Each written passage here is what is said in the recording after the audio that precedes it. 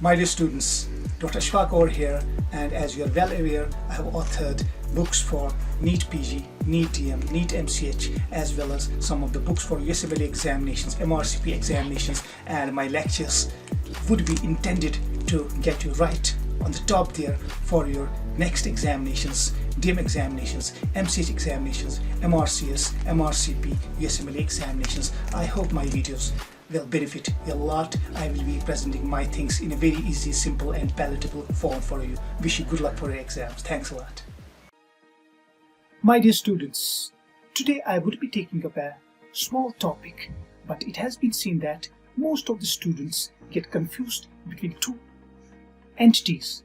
I would be first taking up Shankroid. As far as Shankroid is concerned, you are already aware that we have got this organism, the Haemophilus ducreyi. We had to know the microbiological characteristics of Haemophilus ducreyi, and we know that it is a gram-negative organism which is basically a coccobacillus. And important for Haemophilus ducreyi is the presence of X factor containing hemat. Now, what this organism causes, it typically causes painful ulceration in the genitalia. These painful ulcers follow an erythematous papular or subsequent to the development of erythematous papules. On the genitalia, there are these ulcers which become painful and tend to give excruciating pain to the patient with a necrotic base, and this can be followed by genital ulceration and lymphadenopathy. There will be inguinal adenites. This is a scenario which can be asked from you, that a female presents to the STD clinic with an erythematous papule which was followed with pain as a result of ulceration on the genitalia, and which was followed by inguinal adenites, and the response to ceftriaxone was excellent. What is the diagnosis?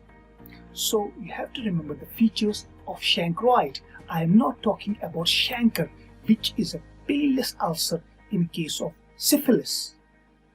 So this disease is called a Shankroid, and it has got this painful lymphadenopathy associated with it, and it can be common in immunocompromised and HIV positive patients. Very important question asked in relation to Shankroid is, what is the school of fish appearance? Once we do the gram staining of this organism, the organism can be found in singly, it can be found in clusters, or it can be found in different morphological features in different varieties, in different shapes, and that term is given the name as school of fish appearance, or the fingerprinting sign positivity. So you have to remember that Shankroid is a painful ulceration, painful lymphadenopathy caused by Haemophilus ducreyi, and the response to ceftriaxone or azithromycin or erythromycin is excellent. Now, a question arises.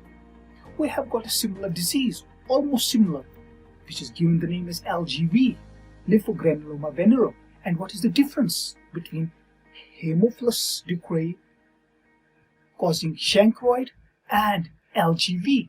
You have to remember that LGV is caused by chlamydia, Trachomatis L types. In addition, there is painless ulceration, and there is this positive groove sign, or there is this formation of genital elephantiasis, or the osteomine, the presence of osteomine, and the response is also to azithromycin. So there are certain similarities between Shankroid as well as differences between Shankroid and LGV. So basically remember that they can present with a bit of similar features, but Shankroid is caused by Haemophilus ducreyi, LGV is caused by chlamydia. Shankroid is basically characterized by painful ulcers. LGV is characterized by painless ulceration.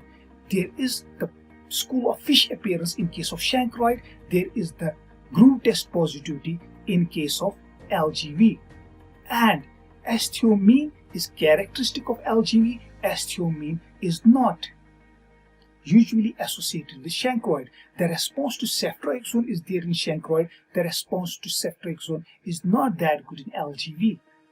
So I hope this information, which is not extensive, is good enough for you in differentiating these two clinical conditions and remembering exactly what we mean by Shankroid and what we mean by LGV.